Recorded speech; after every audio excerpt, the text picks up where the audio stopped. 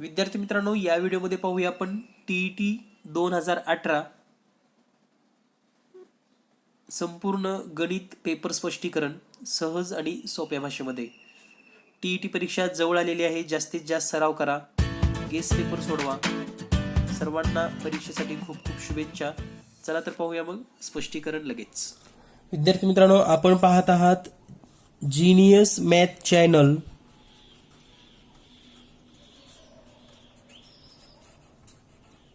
Genius math channel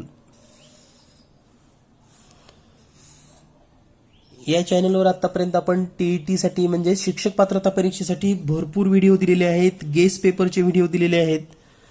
तर सर्व video पाहून घ्या. आपण जर ते पाहिले नसतील तर त्या सर्व व्हिडिओची लिंक या व्हिडिओच्या डिस्क्रिप्शन बॉक्समध्ये दिलेली आहे. आणि आजचा जो व्हिडिओ आहे आपला तो म्हणजे शिक्षक पात्रता परीक्षा 2018 पेपर 2 6 ते 8 साठी यामधील सर्व गणित प्रश्नांचं स्पष्टीकरण आपण सोप्या भाषेमध्ये, म्हणजे तो प्रश्न लवकरात लवकर कसा सोडवायचा, सेकंदामध्ये कसा सोडवता येतो. सर्वच प्रश्न काही अवघड नसतात. अनेक प्रश्न असे असतात ज्याला काही ट्रिक्स असते आणि ट्रिक्सचा वापर केल्यानंतर प्रश्न आपण सहज सोप्या पद्धतीने सोडवू शकता. जर आपण हे चॅनल पहिल्यांदा पाहत असाल तर जीनियस मॅथ चॅनलला लगेच सबस्क्राईब करून ठेवा. कारण आपण कोणतीही स्पर्धा परीक्षा देणार असाल, नोकर भरती स्पर्धा परीक्षा देणार असाल तर सर्व स्पर्धा परीक्षेसाठी गणित बुद्धिमत्तेचे व्हिडिओ तुम्हाला या चॅनलवर पाहायला मिळतील. वेगवेगळ्या ट्रिक्स, पेपर स्पष्टीकरण आणि भरपूर असा सराव.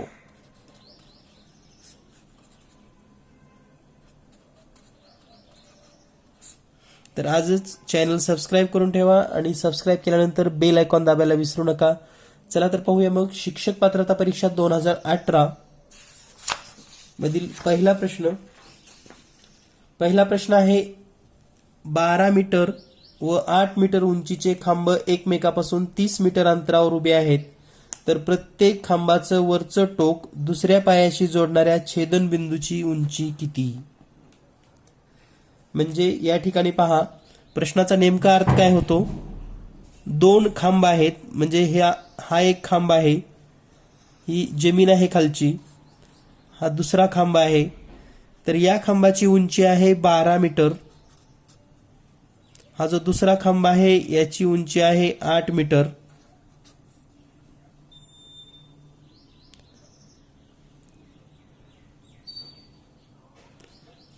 आणि या खांबाचं जे वरचं टोक आहे या टोकापासून दोरी जोडलेली आहे, म्हणजे ही दोरी आहे, ती दोरी दुसऱ्या खांबाच्या बुडाला आणि या खांबाच्या वरच्या टोकापासून ती दोरी या खांबाच्या बुडाला, म्हणजे ह्या दोन दोऱ्या आहेत आणि या दोऱ्या या ठिकाणी छेदतात.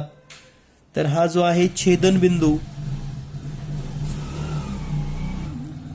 तर हा जो छेदनबिंदू आहे तो जमिनीपासून किती उंचीवर आहे, म्हणजे आपल्याला याची उंची काढायची आहे किंवा याची लांबी काढायची आहे. तर पहा, या ठिकाणी हा काटकोन त्रिकोण होणार आहे, हा काटकोन त्रिकोण होणार आहे, या ठिकाणी पण हा काटकोन त्रिकोण. तर याची उंची आपल्याला शोधायची आहे.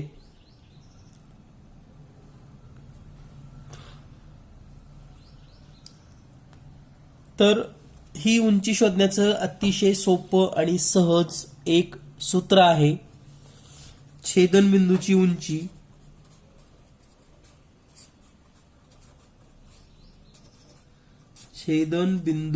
उंची जर आपणास शोधायची असेल तर अगदी एका ओळीमध्ये या प्रश्नाचं उत्तर येतं. पण ही ट्रिक तुम्हाला लक्षात राहणं गरजेचं आहे.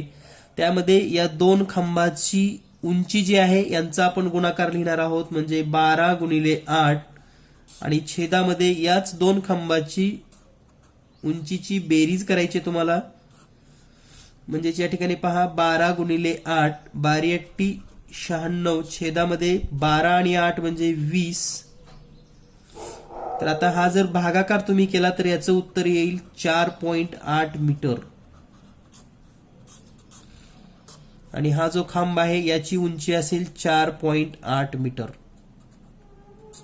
पर्याय क्रमांक 4. यानंतर पुढील प्रश्न आहे 7 तास 30 मिनिटे ही वेळ 1 दिवसाच्या शेकडा किती आहे? तर पहा 7 तास 30 मिनिटे आपण जर लिहिलं या ठिकाणी 7 तास 30 मिनिटे, तर 7 तास म्हणजे किती? याला जर आपण 60 न गुणलं तर 7 सकून 42 आणि हे 0 अधिक हे 30 मिनिटे म्हणजे एकूण होतात 450 मिनिट. आता आपण एक दिवसाचा जर विचार केला, आपण एक दिवस म्हणजे किती? तर 24 तास, आणि या 24 तासला जर आपण 60 न गुणलं, 24 गुणिले 6 म्हणजे 144 आणि हे 0 जशाला तसं म्हणजे 1440 मिनिट.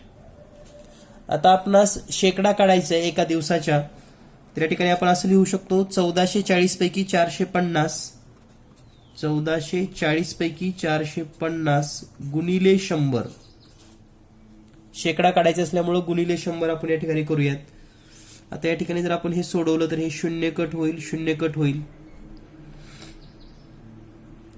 त्यानंतर या ठिकाणी 144 ला आपण 4 न भागू शकतात, म्हणजे 4 त्रिक 12, 2 उरले, 4 सख्ख 24.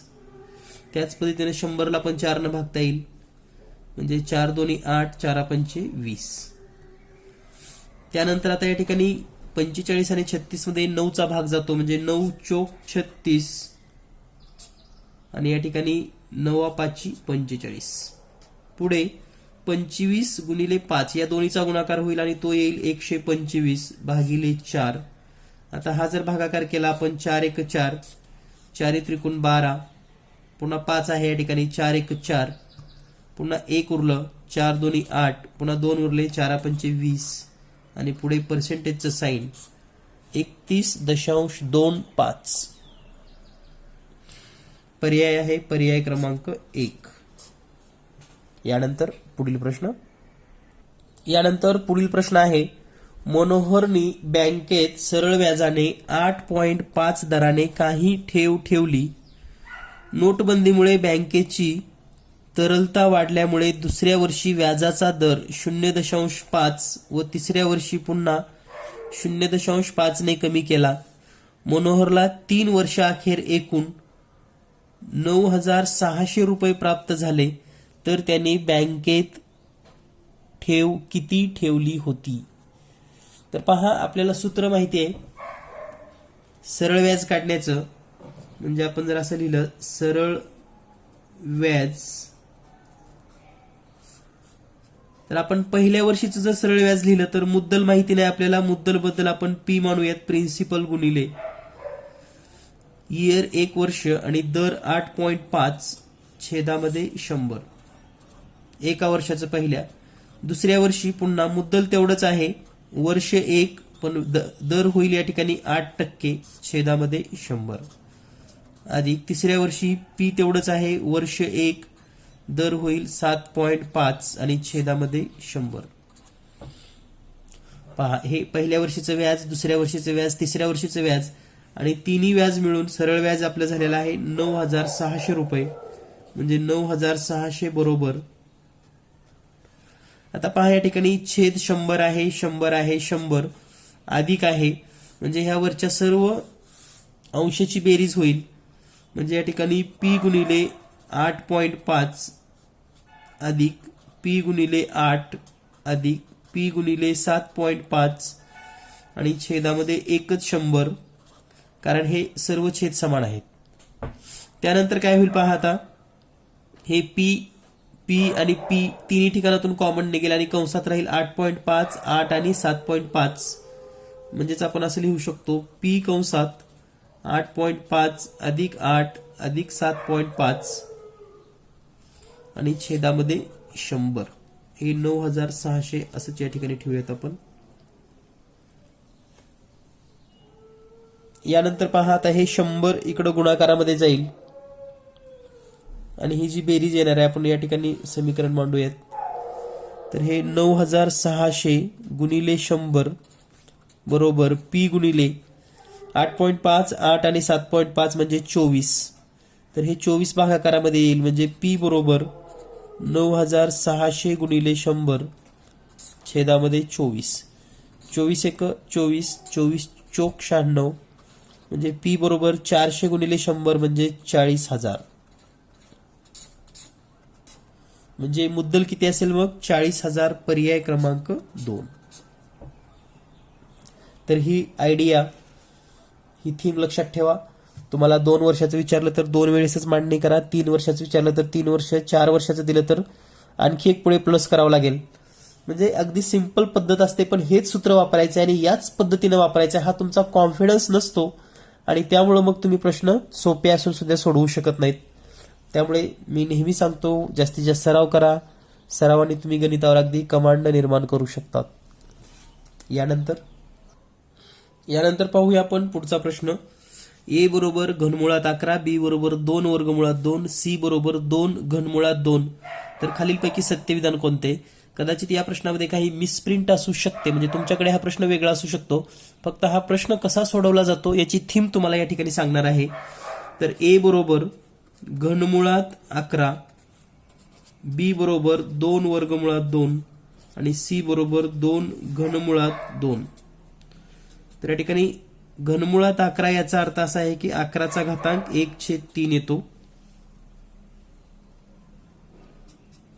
2 वर्गमुळात 2 म्हणजे याचा अर्थ असा होतो, या 2ला जर वर्गमुळात घ्यायचं असेल तर वर्ग करून घेता येतो, म्हणजे वर्गमुळात 2 गुणिले 4 अशा पद्धतीनं, म्हणजेच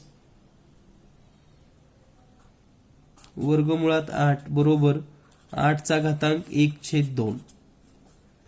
त्यानंतर आता या ठिकाणी 3 आणि 3ला आता घनमुळात घ्यायचं असेल तर आपल्याला असं लिहिता येतं, घनमुळात 2 गुणिले 2चा घन करून घ्या 8, म्हणजे 8 दोन्ही 16, घनमुळात 16 बरोबर 16चा घातांक 1/3. आता कदाचित या ठिकाणी जर घनमूळ असेल,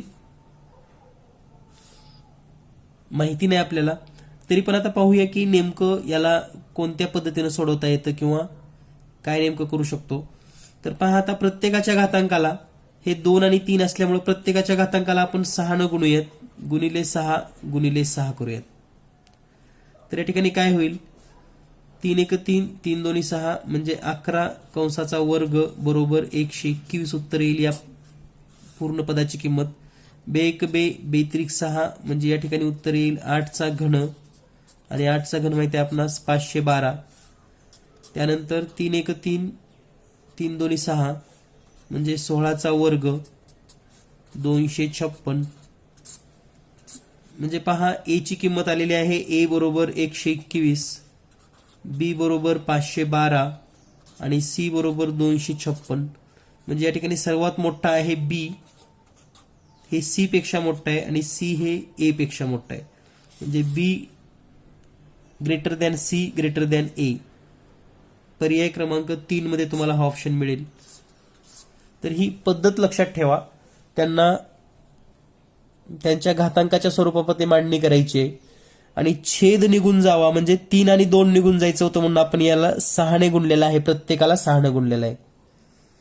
म्हणजे समान क्रिया करून आपण यांची तुलना अगदी सहज सोप्या पद्धतीने करू शकतात. यानंतर पुढील प्रश्न आहे, आकृतीमध्ये ई ए हा वर्तुळाचा व्यास व रेषा केई ही स्पर्शिका आहे. जर ए के बरोबर 36 असेल आणि के टी बरोबर 20 असेल, पहा ए के म्हणजे इथून इथपर्यंतची लांबी, हे ए के 36 आहे, के टी 20 आहे, तर वर्तुळाची त्रिज्या किती असेल? तर हे के टी 20 आणि हे 36. तर आपल्याला एक नियम माहित असेल, स्पर्शिका छेदिका. तर ही स्पर्शिका आहे, या ठिकाणी हा काटकोन त्रिकोण होतो. तर याचं एक सूत्र असं आहे, केईचा वर्ग बरोबर के ए गुणिले के टी, म्हणजे 36 गुणिले 20.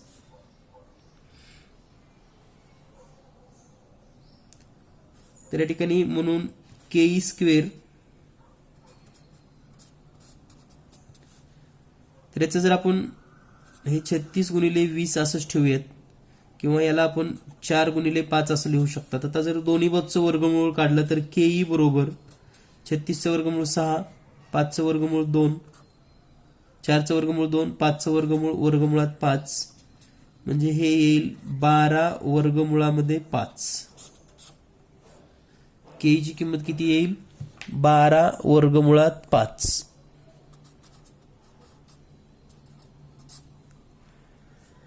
आता या ठिकाणी के टी माहिती आहे आपल्याला, के किती आहे? 36.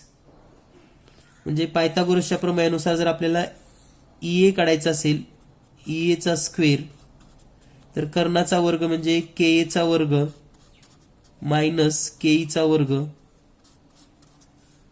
म्हणजे 36चा वर्ग वजा 12 वर्गमुळात 5 कंसाचा वर्ग. तर या ठिकाणी जर आपण पाहिलं 36चा जर वर्ग केला तर तो येतो 1296 मायनस 12चा वर्ग 144 गुणिले 5 जशाला तसं, म्हणजे 144 गुणिले 5 जर आपण लिहिलं तर ते येईल 720, आणि 1236 मधून 720 जर वजा केलं तर या ठिकाणी 516 यायला लागले. याचं वर्गमूळ निघत नाही, म्हणजे ईएचं वर्गमूळ या ठिकाणी काढता येणार नाही. परंतु हा प्रश्न सोडवण्याची हीच पद्धत आहे. आता यामध्ये कोणते जर चेंजेस झाले असतील डिजिट वगैरे तर कदाचित या ठिकाणी आपलं काही चुकत आहे, परंतु मेथड लक्षात ठेवा. हेच सूत्र या ठिकाणी तुम्हाला वापरायचं आहे. त्यावरून तुम्हाला याची लांबी मिळते, हा काटकोन त्रिकोण तयार होतो, आणि कर्ण आणि ही बाजू माहीत झाल्यानंतर तुम्हाला दुसरी बाजू शोधता येते, आणि यावरून तुम्ही रेडियस त्रिज्या शोधू शकतात. त्यामुळे पद्धत माहिती असली तरी तुम्ही हा प्रश्न परीक्षेमध्ये सोडवू शकाल. यानंतर पाहूया आपण पुढील प्रश्न. यानंतर पुढील प्रश्न आहे 12 सेमी लांबीचा कर्ण असणाऱ्या चौरसाची परिमिती किती? आता 12 सेमी लांब असा कर्ण दिलेला आहे आपणास, म्हणजे या ठिकाणी जर चौरस काढला आपण तर हा कर्ण आहे 12 सेमी. आता तुम्हाला त्याची बाजू कशी काढायची कालच म्हणजे यापूर्वीच्या व्हिडिओमध्ये सांगितलं होतं. तर बाजू बरोबर कर्ण छेदामध्ये वर्गमुळात 2, म्हणजे कर्ण किती आहे? 12 छेदामध्ये वर्गमुळात 2, आणि 12ला वर्गमुळात 2 नी कसं भागायचं? तर 12चं अर्ध लिहायचं म्हणजे 6 निम्म, आणि पुढे वर्गमुळात 2 लिहायचं. तर ही बाजू आलेली आहे 6 वर्गमुळात 2. आता याची परिमिती किती येईल मग? तर परिमिती बरोबर 4 गुणिले बाजू म्हणजे 4 गुणिले 6 वर्गमुळात 2, 4 सख्ख 24 वर्गमुळात 2 सेंटीमीटर. पर्याय क्रमांक 3. यानंतर पुढील प्रश्न.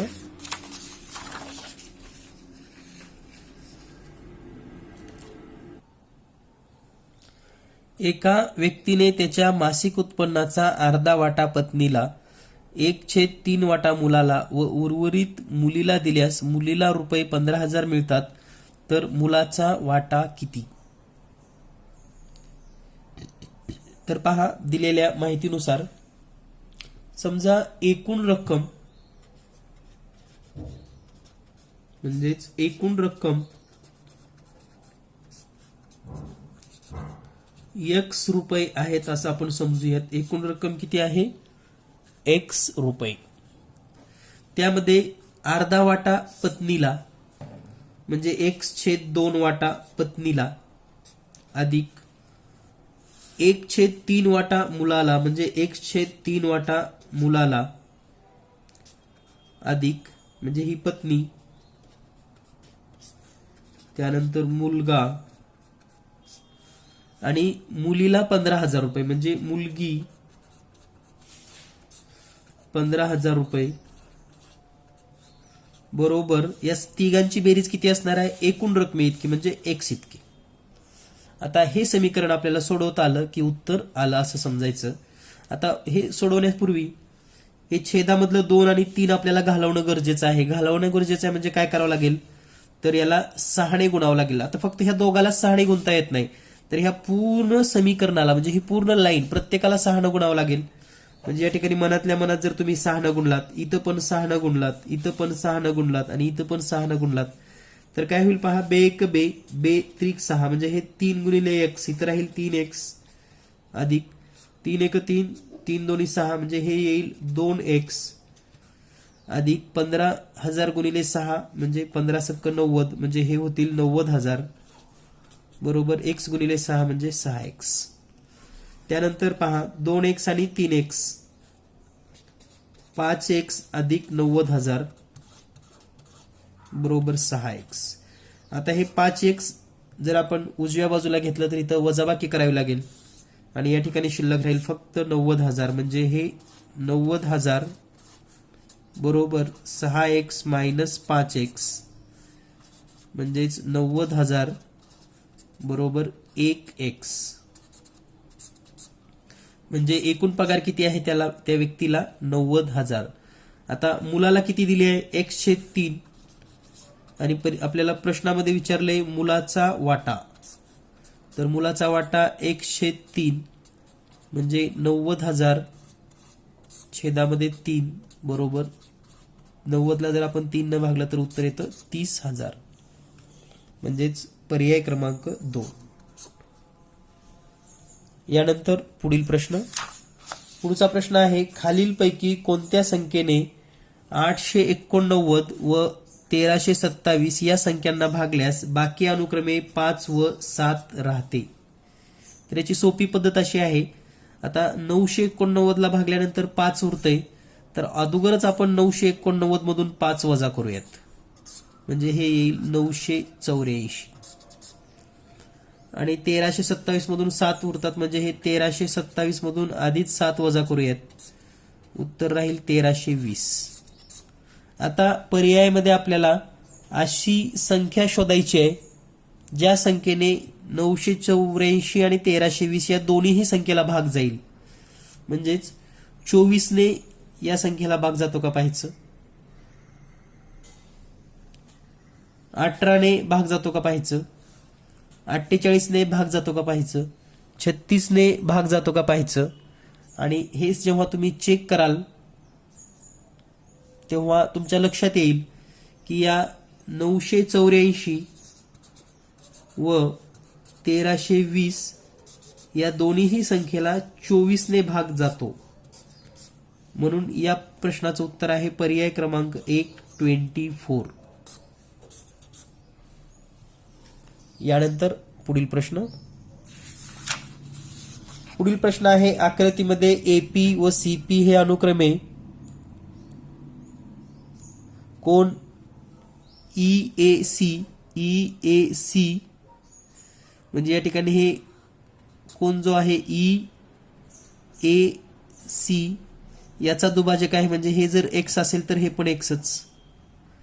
त्यानंतर सीपी हा DCA चा दुभाजक आहे, म्हणजे हा जर y असेल तर हा y.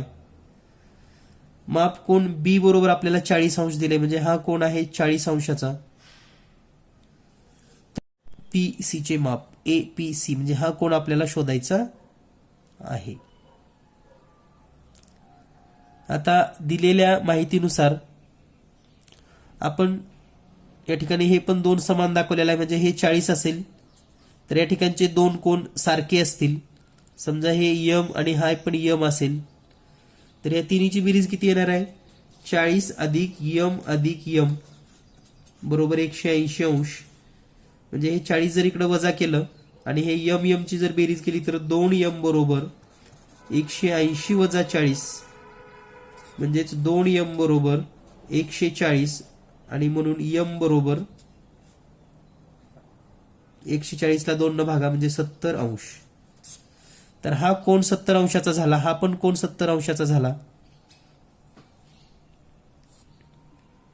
आता हे दोन 70 चे झाले. आता हे x आणि हे y शोधणं गरजेचं आहे.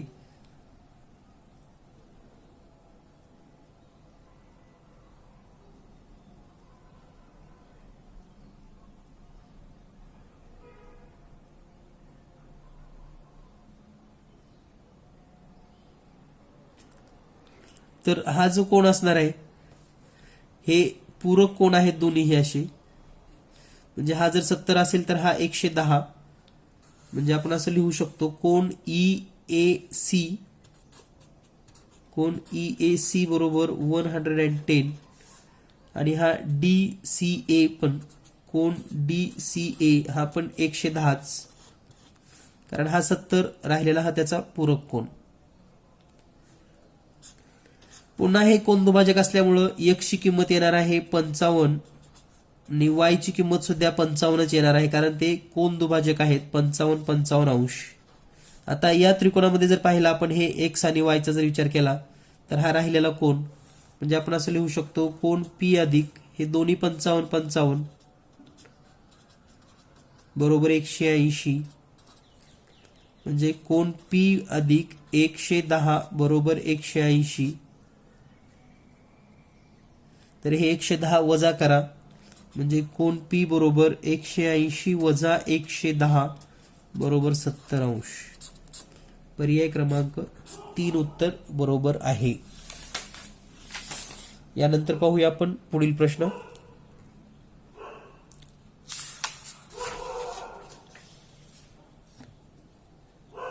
$357 पेक्षा लहान 6 ने भाग जाणाऱ्या संख्या किती? तर पाहता 357 पेक्षा लहान आणि 6 ने भाग जाणाऱ्या जर आपल्याला एकूण संख्या शोधायची असतील तर सुरुवातीला 357 पेक्षा लहान अशी कोणती संख्या आहे? तर जनरली आपल्याला माहित असलेल्या संख्या तुम्ही लिहा, म्हणजे जसं की 360 याला 6 ने निशेष भाग जातो, यामधून पुन्हा 6 वजा करा, म्हणजे 354 ला सुद्धा 6 ने निशेष भाग जातो. आता पहिल्यापासून असल्यामुळे 354 भागिले आपण जर 6 केलं या ठिकाणी तर 6 1 6 6 पंचे 30 म्हणजे हे 5 उरले 4 54 होईल आणि 6 9 54 म्हणजे 59. 59 संख्या आहेत पहिल्यापासून ज्या संख्येला 6 ने निशेष भाग जातो आणि या सर्व संख्या 357 पेक्षा लहान आहेत. यानंतर पुढील प्रश्न. पुढचा प्रश्न आहे एका शाळेतील इयत्ता 6वीच्या ABC या तुकड्यातील विद्यार्थ्यांची संख्या अनुक्रमे 36, 42 आणि 40 आहे. प्रत्येक तुकडीतील विद्यार्थ्यांचे सरासरी वजन अनुक्रमे 25.5, 26 kg आणि 24.5 kg आहे. तर शाळेतील 6वीच्या विद्यार्थ्यांचे सरासरी वजन किती? तर पहा, सरासरी वजन शोधत असताना ए तुकडीचं जे सरासरी वजन आहे, म्हणजे ए तुकडीतील विद्यार्थी संख्या 36, त्यांचं सरासरी आहे 25.5, म्हणजे एकूण वजन जर काढायचं असेल तर 36 गुणिले 25.5 जर आपण सोडवलं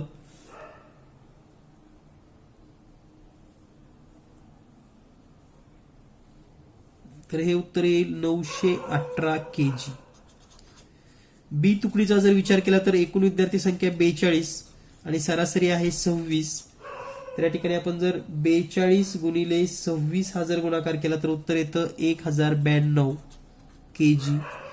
सी तुकडीचा जर विचार केला तर एकूण विद्यार्थी संख्या 40, सरासरी आहे 24.5 आणि हा जर गुणाकार केला आपण 24.5 गुणिले 40 तर हे येईल 980 kg. या सर्वांची जर बेरीज केली आपण 8 आणि 2 0 ह्याच्याला 1, 8 आणि 1 9, 9 9 18 आणि 1 19 ला 9, हाचे 1 9 1 9 9 2 18 आणि 1 19 ला 9 हाचे 1 2 म्हणजे 29 90. आणि एकूण विद्यार्थी संख्या जर पाहिली तर 6 आणि हे 2 8, 4 आणि 4 8 आणि हे 3 म्हणजे 11, 118. तर आपणास जर आता सरासरी काढायची असेल, एकूण विद्यार्थी आहेत 118, 118, एकूण वजन झालेलं आहे 2990. तर आपण असं लिहू शकतो 2990 भागिले 118 आणि हा भागाकार केल्यानंतर उत्तर येईल तुम्हाला 25.34. पर्याय क्रमांक 2. तर ही पद्धत आहे, फक्त तुम्हाला या 3 स्टेप व्यवस्थित लिहिणं, बेरजा करणं आणि पुन्हा एक भागाकार करणं इतक्या क्रिया कराव्या लागतील. यानंतर पाहूया आपण पुढील प्रश्न. पुढचा प्रश्न आहे खालीलपैकी कोणती जोडी सापेक्ष मूळ संख्यांची जोडी नाही? सापेक्ष मूळ म्हणजेच सहमूळ. तर पहा सापेक्ष मूळ यामध्ये आता जर थोडं आपण निरीक्षण केलं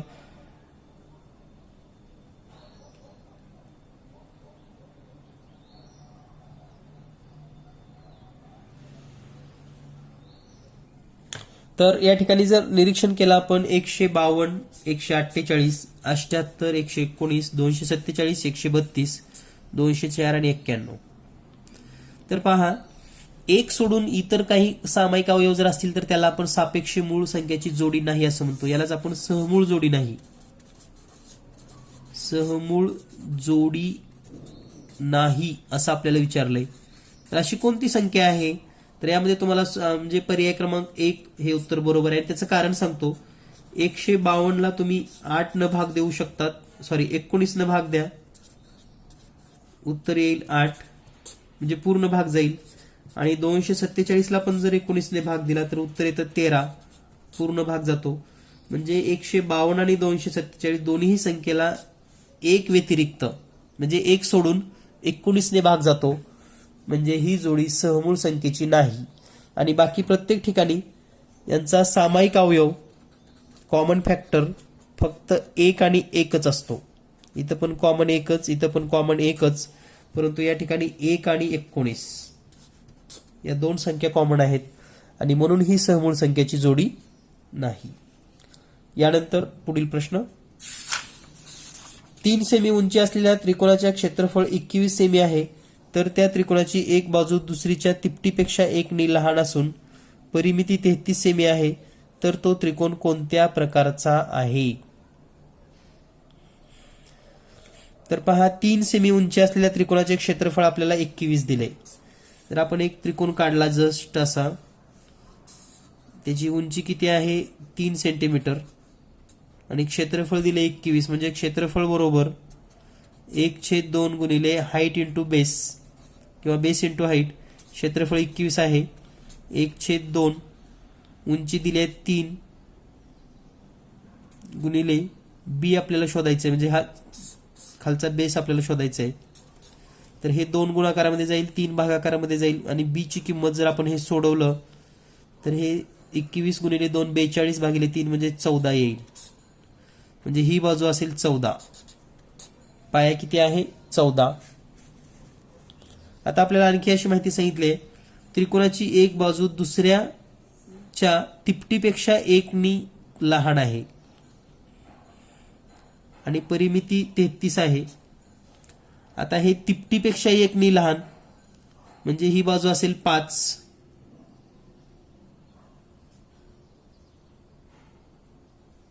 तर 5 ची तिप्पट भागिले 1 जर केला आपण, एक बाजू कुठली तर आपण घेऊया 5, 5 ची 3 पट 15 वजा 1 म्हणजे हे 14 होईल. आता हे 14 आणि हे 5 जर झालं तर राहिलेली तिसरी बाजू 14च असायला पाहिजे, कारण यांची परिमिती पण दिली आपल्याला 14 अधिक 14 अधिक 5 बरोबर 33. हे पण येणं गरजेचं आहे. म्हणजे एक बाजू 14 आलेली आहे बेस, तर ही 5 आहे, ही पण 14 आहे, म्हणजे दोन बाजू या त्रिकोणाच्या 14 14 येत आहेत आणि म्हणून हा समद्विभुज त्रिकोण आहे.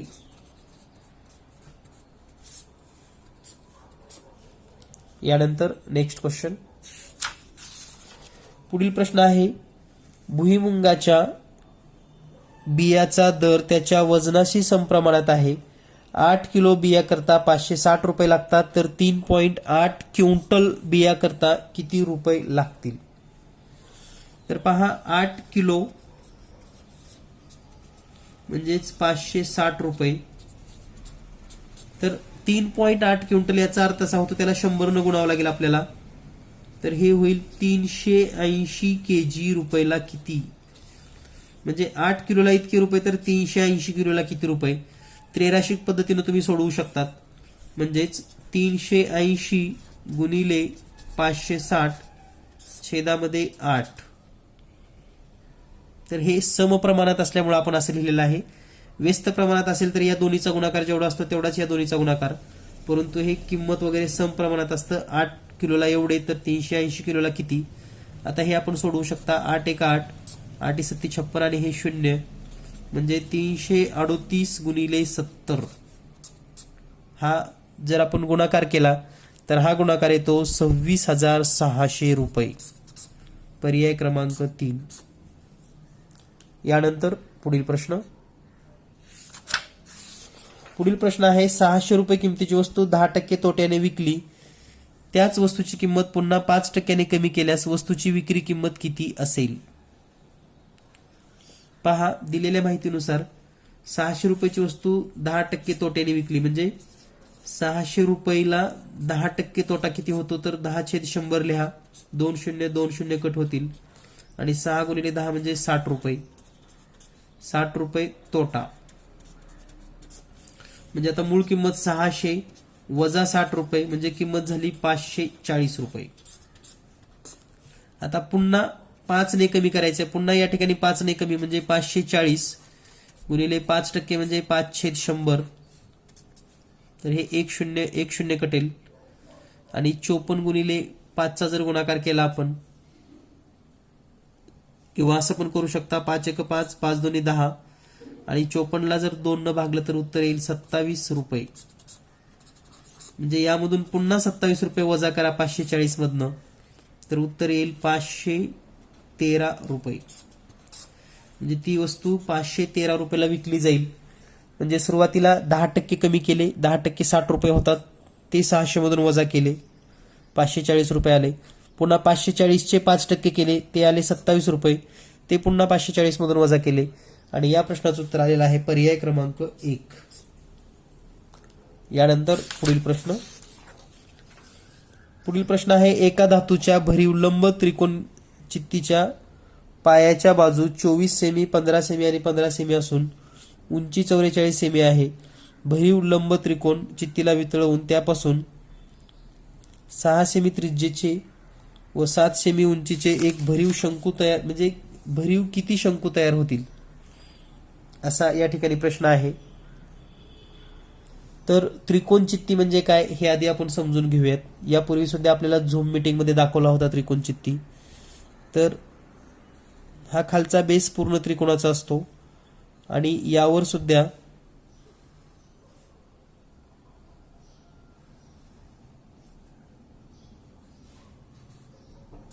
तर हा त्रिकोण चित्ती. या त्रिकोण चित्तीमध्ये दोन्ही बाजू 15 सेमीच्या आहेत. म्हणजे समजा ही जर 24 असेल तर हे 15 आणि हे 15 आणि याची जी उंची दिलेली आहे आपणास h ती दिलेली आहे 44. आता सगळ्यात महत्वाचं याचं घनफळ कसं काढायचं, कारण आपल्याला सूत्र माहित नाही. तर हा जो तळाचा बेस आहे याचं क्षेत्रफळ काढून त्याला जर आपण उंचीनं गुणलं तर याचं घनफळ मिळतं. म्हणजे तळाचे क्षेत्रफळ गुणिले उंची हे जर केलं तर आपल्याला ह्या त्रिकोण चित्तीचं घनफळ मिळेल. आणि त्रिकोण चित्तीचं घनफळ मिळालं की मग आपण किती शंकू होतात हे आपल्याला कळेल. तर आता तळाचे क्षेत्रफळ काढायचं आहे ते इतकं काही सोपं नाही, कारण इथं काही आपल्याला हाईट किंवा बेस वगैरे असं काही दिलेलं नाही. एक मात्र या ठिकाणी आपण करू शकता. हा जर त्रिकोण थोडा बाजूला घेतला तसा, तर ही बाजू 24, हे 15, हे 15. आपण या ठिकाणी एक लंब टाकूयात. लंब टाकल्यानंतर हे आता 12 होईल आणि हे पण 12. तर याची जी उंची येणार आहे ती 9 येणार आहे. लक्षात घ्या, ही उंची किती आली 9, कारण पायथागोरसचं त्रिकूट आहे 9 12 15. आणि त्रिकोणाचं क्षेत्रफळाचं सूत्र काय आहे मग? त्रिकोणाचे क्षेत्रफळ बरोबर 1/2 पाया गुणिले उंची. पाया आहे 24, उंची आहे 9, बे 1 बे बे 1 बे बे 2 4, 12 गुणिले 9 म्हणजे 108 चौसेमी. हे याचं क्षेत्रफळ झालं. आता आपणास जर एकूण शंकू काढायचे असतील, एकूण शंकू, तर सूत्र काय येईल? त्रिकोण चित्तीचे घनफळ छेदामध्ये एका शंकूचे घनफळ. आता त्रिकोण चित्तीचं घनफळ म्हणजे तळाचे क्षेत्रफळ आलेलं आहे 108 गुणिले उंची आहे 44, छेदामध्ये शंकूच्या घनफळाचं सूत्र काय आहे 1/3 पाय आर वर्ग एच. आता हे छेदाचा छेद म्हणजे वर गुणाकारामध्ये जाईल, त्या पद्धतीने हे 22/7 पण होणार आहे. आणखी एक स्टेप आपण थांबूयात, म्हणजे या ठिकाणी हे 108 गुणिले 44 छेदामध्ये 1/3 22/7 गुणिले आर म्हणजे किती आहे पहा 6 सेमी त्रिज्येचे 7 सेमी उंची असलेले, म्हणजे 6 गुणिले 6 आणि उंची 7. तर हे 7 1 7 7 1 7 कट होईल, 3 1 3 3 2 6, म्हणजे या ठिकाणी आलेला आहे 108 गुणिले 44 आणि छेदामध्ये 22 गुणिले 2 गुणिले 6. तर 22 गुणिले 2 म्हणजे हे 44 आणि गुणिले 6, तर 44 1 कॅन्सल होईल. 108 ला जर 6 न भागला आपण 6 1 6 6 1 6 4 उरले 6 8 48, म्हणजे एकूण संख्याची शंकूची संख्या येईल 18. पर्याय क्रमांक 2. तर इतके डिटेल स्पष्टीकरण तुम्हाला कोणत्याही ठिकाणी मिळणार नाहीत, त्यामुळं जीनियस मॅथ चॅनल हे सोडू नका. यापुढेही परीक्षा होणार आहेत, टीईटी वर्षाला होणारच आहे, किंवा टेट परीक्षेची तयारी करायची असेल तर जीनियस मॅथ सोबत नक्की राहा. यानंतर पुढील प्रश्न. पुढचा प्रश्न आहे 2x वर्ग अधिक 3y वर्ग छेदामध्ये 2x वर्ग वजा 3y वर्ग बरोबर 125/71. तर 4x अधिक 3y छेदामध्ये 4x वजा 3y बरोबर किती. तर या ठिकाणी हा प्रश्न जर आपणाला सोडवायचा असेल तर एक वेळेस आलोम विलोम क्रिया या ठिकाणी आपल्याला करावी लागते. म्हणजे थोडक्यात 2x वर्ग अधिक 3y वर्ग अधिक हे सर्व आपण वर प्लस करूयात एकदा, म्हणजे 2x वर्ग वजा 3y वर्ग छेदामध्ये पुन्हा 2x वर्ग अधिक 3y वर्ग, पुन्हा हे मायनस करूयात, मायनस 2x वर्ग अधिक 3y वर्ग. त्याच पद्धतीने या ठिकाणी 125 अधिक 71 छेदामध्ये 125 वजा 71. तर पहा हे मायनस 3y वर्ग प्लस 3y वर्ग कॅन्सल होईल, 2x वर्ग आणि हे मायनस 2x वर्ग कॅन्सल होईल, म्हणजे या ठिकाणी शिल्लक राहील 4x चा वर्ग छेदामध्ये 3 आणि 3 6y चा वर्ग बरोबर 125 गुणिले 171 जर आपण केलं तर या ठिकाणी 1 आणि 5 म्हणजेच 6 होईल. हे टोटल येईल 196 छेदामध्ये यांची जर आपण वजाबाकी केली तर वजाबाकी येते 54. आता या पुढची स्टेप पहा, हे 4 इकडं भागाकारामध्ये जाईल आणि 6 गुणाकारामध्ये जाईल, म्हणजेच x चा वर्ग y चा वर्ग बरोबर 196 गुणिले 6 छेदामध्ये 54 गुणिले 4. आता जो भाग जाईल तो आपण या ठिकाणी भाग पूर्ण करूयात, म्हणजे आपल्याला थोडं सोपं जाईल पुढे.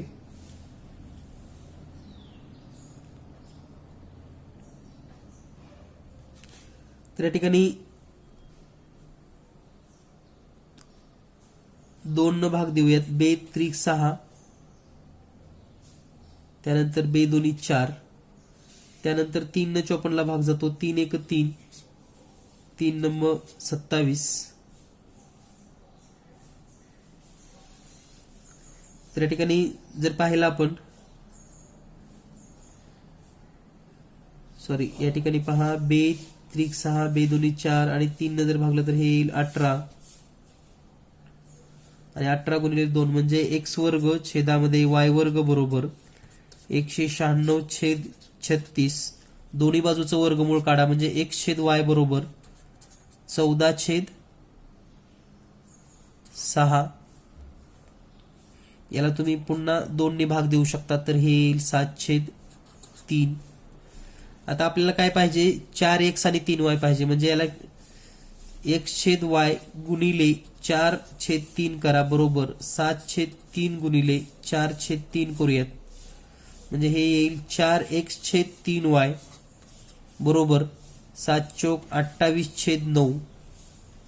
आता या ठिकाणी आपल्याला अनुलोम विलोम क्रिया करायच्या म्हणजे एकदा बेरीज एकदा वजाबाकी म्हणजे हे येईल 4x अधिक 3y छेदामध्ये 4x वजा 3y बरोबर 28 अधिक 9 आणि 28 वजा 9.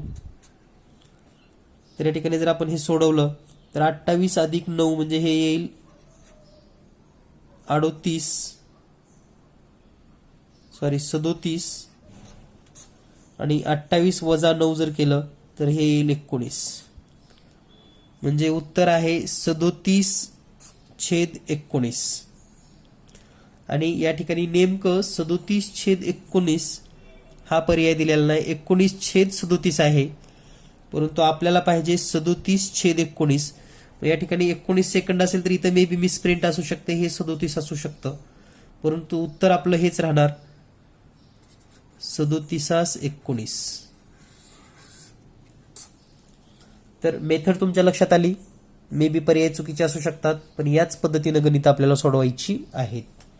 यानंतर पुढील प्रश्न आहे आलेखावरील, आणि आलेखावर जवळपास 108, 109 आणि 110 असे 3 प्रश्न आहेत, परंतु आलेख व्यवस्थित नसल्यामुळे,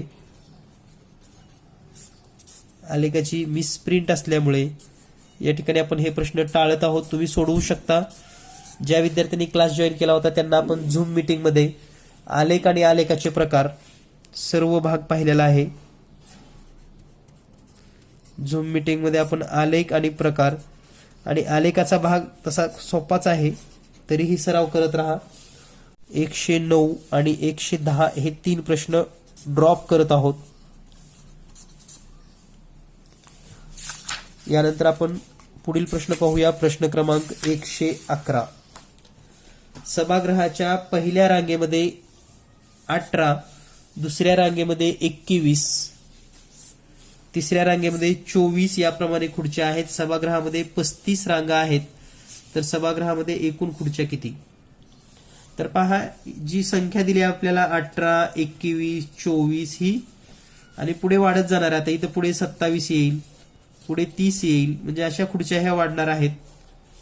आणि हे अंकगणिती श्रेणीचं उदाहरण आहे.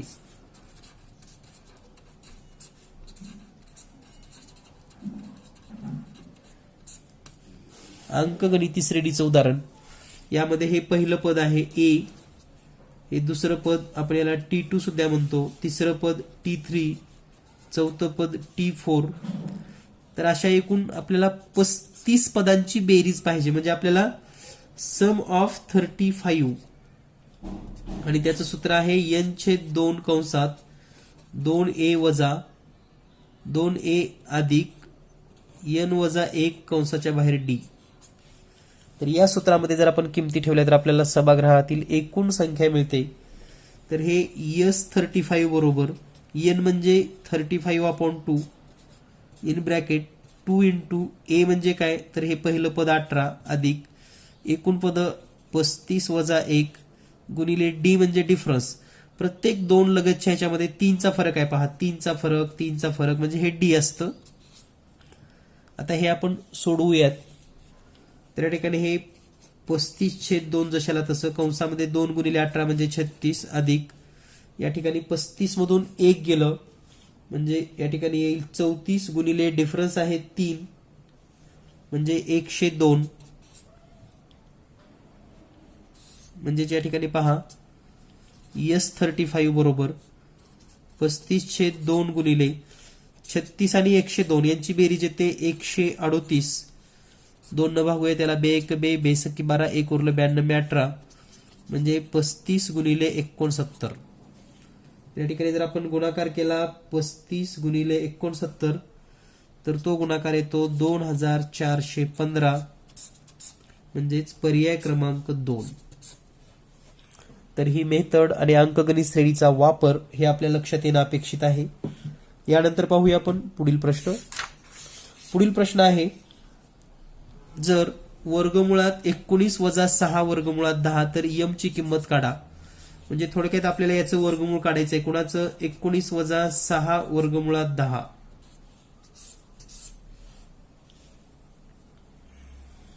तर सर्वात महत्वाचं असं आहे की तुम्हाला जर हे वर्गमूळ काढता येत नसेल तर तुम्ही पर्यायाचा वर्ग करा, म्हणजे याचा वर्ग करा आणि कोणाचा वर्ग 19 वजा 6 वर्गमुळात 10 येतो हे चेक करा फक्त.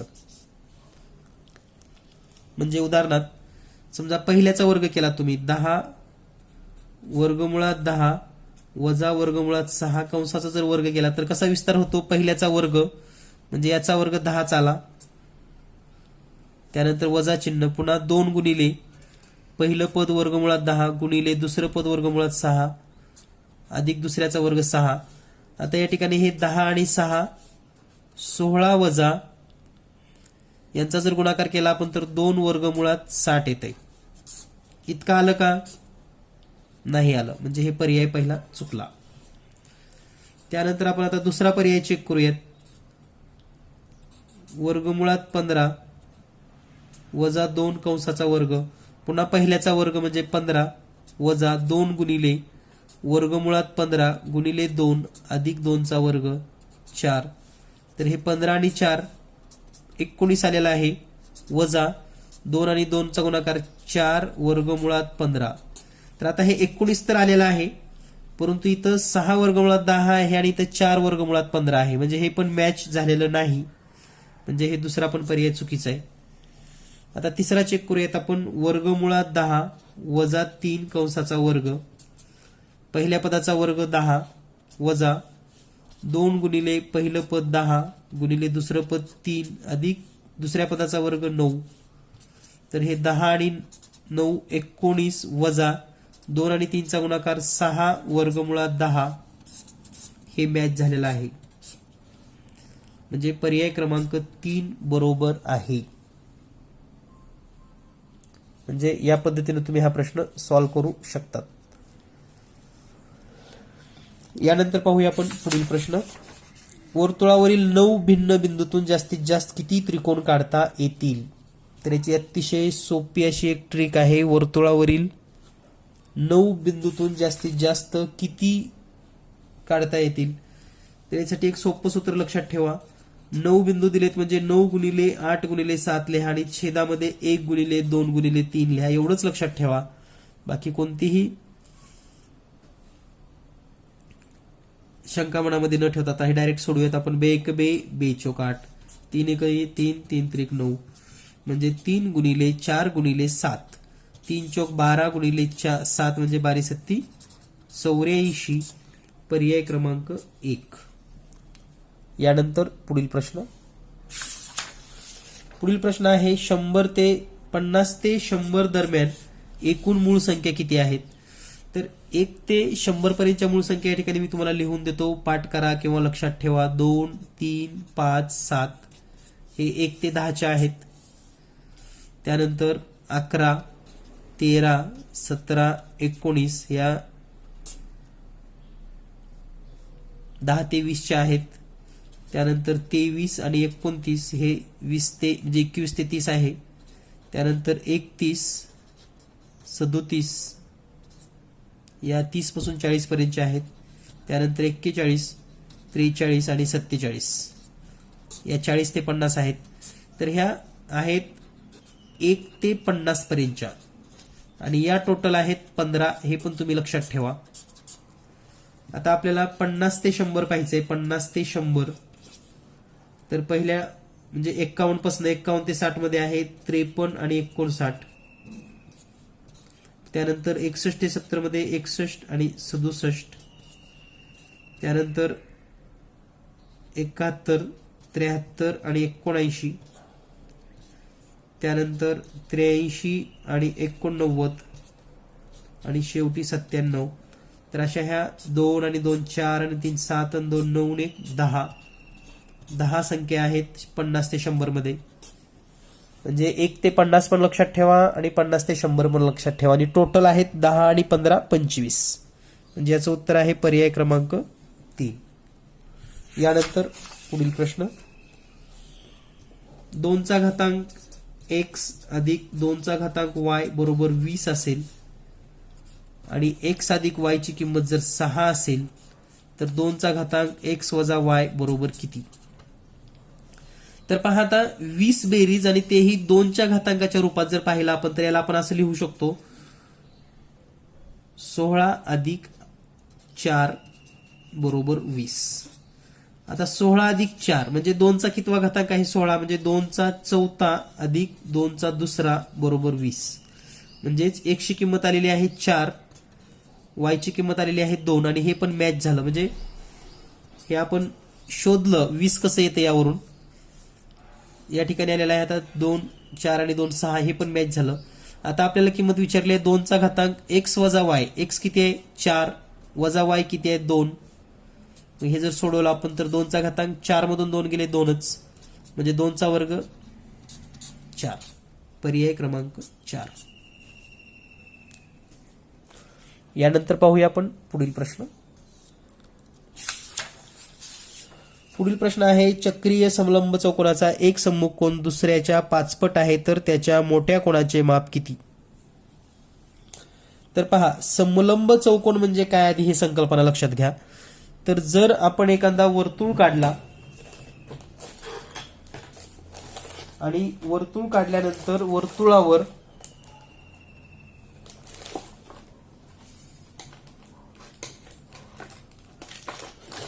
एखाद्या चौकोनाचे चारही बिंदू जर त्या वर्तुळावर असतील. आपण या ठिकाणी एक वर्तुळ ड्रॉ करूयात. तर या वर्तुळावर चौकोनाचे चारही बिंदू म्हणजे इथंच बिंदू असतील हे असे. मग ते कुठेही असू शकतात परंतु चारही शिरोबिंदू हे एकाच वर्तुळावर असणं अपेक्षित आहे. तर हा चौकोन आहे समलंब चौकोन. हा समलंब चौकोनच होतो. तर या ठिकाणी एक कोन दुसऱ्याच्या 5 पट आहे.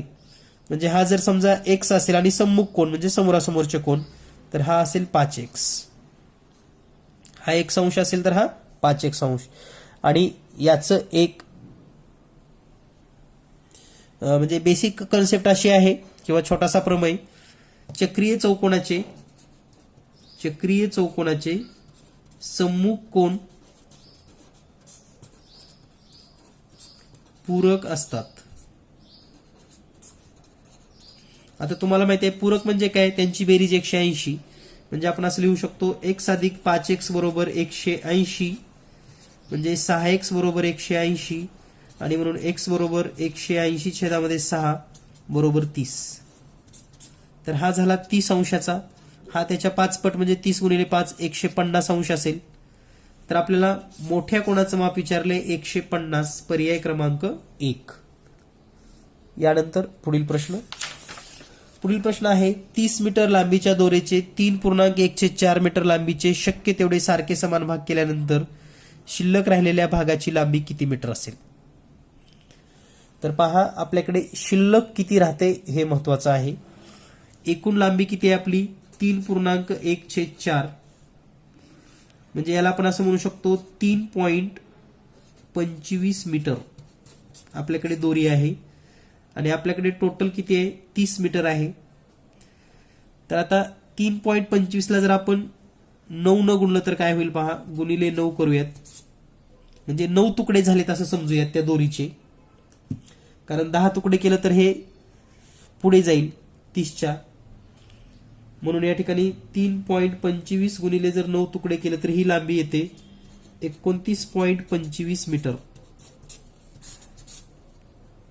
म्हणजे 30 मधून आपण जर 29.25 मीटर वजा केली तर हे उत्तर येईल 0075 मीटर. म्हणजे एवढं शिल्लक राहील. 9 तुकड्याची लांबी एवढी होते. शिल्लक राहील 0.75 मीटर. आणि यालाच आपण 3/4 मीटर असं लिहू शकतो अपूर्णांकामध्ये. म्हणजेच पर्याय क्रमांक 1 उत्तर बरोबर आहे.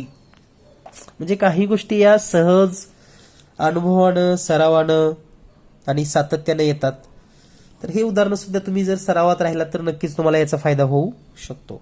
यानंतर पाहूया आपण पुढील प्रश्न. पुढचा प्रश्न आहे 118 नंबर. जर समभुज चौकोनाचे क्षेत्रफळ 1/m वर्ग अधिक 4m अधिक 7.1/2 चौरस एकक आहे तर त्याच्या मोठ्या कर्णाची लांबी किती. आता पहा आपल्याला सूत्र माहिती आहे का. तर समभुज चौकोनाचे क्षेत्रफळ बरोबर 1/2 गुणिले 1 कर्ण गुणिले दुसरा कर्ण. याच्यामध्ये लहान असेल किंवा मोठा असेल, पण एक आणि दुसरा असं राहणार. तर या ठिकाणी क्षेत्रफळ आपण लिहून घेऊयात. 1/2 m वर्ग अधिक 4m अधिक 7.1/2 बरोबर 1/2 गुणिले, आता ह्या कर्ण 1 आणि 2 ला आपण d1 गुणिले d2 लिहूयात, म्हणजे डायगोनल 1 आणि डायगोनल 2. तर आता इकडलं जे 2 छेदामध्ये आहे ते इकडे गुणाकारामध्ये करूयात, म्हणजे या 2नी या पहिल्या पदाला गुणा, हे 1/2 निघून जाईल, म्हणजे शिल्लक राहिली m वर्ग अधिक या 2नी 4m ला गुणा 8m येईल. 7 ला या 2नी 7.1/2 ला जर गुणलं तर इथं साधा पूर्णांक जर करून घेतला आपण तर 7 2 14 आणि 15/2 येतं, म्हणजे या ठिकाणी येईल हे 15 गुणिले 2 केल्यावर हे छेद निघून जातं, बरोबर d1 गुणिले d2. आता m वर्ग अधिक 8m अधिक 15 बरोबर d1 गुणिले d2. याचे जर आपण अवयव लिहिले तर आपण असं लिहू शकतात, m अधिक 5 एका कंसामध्ये, दुसऱ्या कंसामध्ये m अधिक 3 बरोबर d1 गुणिले d2. तर पहा m अधिक 5 m अधिक 3 म्हणजे हे असेल मोठं आणि हे असेल लहान, म्हणजे मोठा कर्ण m अधिक 5, लहान कर्ण m अधिक 3, म्हणून उत्तर आहे पर्याय क्रमांक 3. यानंतर पुढील प्रश्न, 1/5 व 1/8 या संख्या दरम्यान किती परिमेय संख्या आहेत? तर लक्षात घ्या, कोणत्याही परिमेय संख्या तुम्ही घेतला, जसा 2/5 व 9/7, तर यांच्या दरम्यान असंख्य, आपण त्याची गणती सुद्धा करू शकत नाही, असंख्य परिमेय संख्या असतात, म्हणजेच अनंत. पर्याय क्रमांक 4.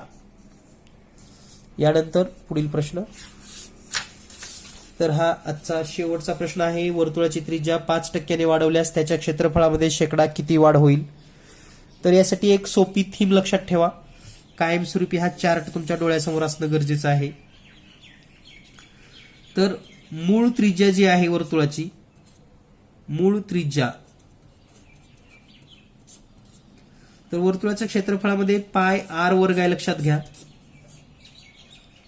म्हणजे क्षेत्रफळ हे वर्गाच्या प्रमाणात असणार आहे. मूळ त्रिज्या जर आपण 10 घेतली तर r चा वर्ग केला तर हे होईल 100, म्हणजे क्षेत्रफळ 100 होईल. सोबत पाय तर असणारच आहे सगळ्यालाच. आता आपण त्रिज्या 10% वाढवली, आपण विचार करूया. 10% वाढ, 10% वाढ म्हणजे 10चे 10% म्हणजे 1, म्हणजे 11 त्रिज्या होईल. आणि याचा जर वर्ग केला तर तो येतो 121. म्हणजे पहा, मूळ हे क्षेत्रफळ आहे, लक्षात घ्या. क्षेत्रफळ आणि या त्रिज्या आहेत. क्षेत्रफळ 100 होतं, 10% वाढ केल्यावर क्षेत्रफळ 121 झालं, म्हणजे वाढ 21%. आपल्याला गणितामध्ये 5% सांगितले, आपण ते पण करणार आहोत, लक्षात घ्या. आपण आता 20% वाढचं पण पाहूयात, म्हणजे तुम्हाला माहिती असावं म्हणून आपण चार्ट देतोय. तर 20% वाढ म्हणजे त्रिज्या किती होईल मग 12 आणि त्याचा वर्ग होईल 144. म्हणजे या ठिकाणी जी वाढ असणार आहे ती असणार आहे 44% वाढ. आता 5% वाढ म्हणजे किती असणार आहे? 10चा 5% म्हणजे 0.5, म्हणजे 10.5 इतकी ही त्याची त्रिज्या होईल. आणि त्रिज्या जर 10.5 असेल तर त्याचं जे वर्ग जर तुम्ही केलात तर 5चा वर्ग म्हणजे शेवटी 5 असल्यामुळे 25 आणि 10 गुणिले त्याची पुढची संख्या म्हणजे 11, 110 हे पॉइंट, म्हणजे क्षेत्रफळ येईल 110.25. मूळ आहे 100 आणि आता झालं 110.25, म्हणजे वाढ आहे 10.25% वाढ. पर्याय क्रमांक 2. तर हे कायमस्वरूपी सहज आणि सोप्या पद्धतीने तुम्ही उदाहरण सोडवू शकतात. सर्वांना परीक्षेसाठी खूप खूप शुभेच्छा. All the best. खूप खूप शुभेच्छा. धन्यवाद. Thank you very much.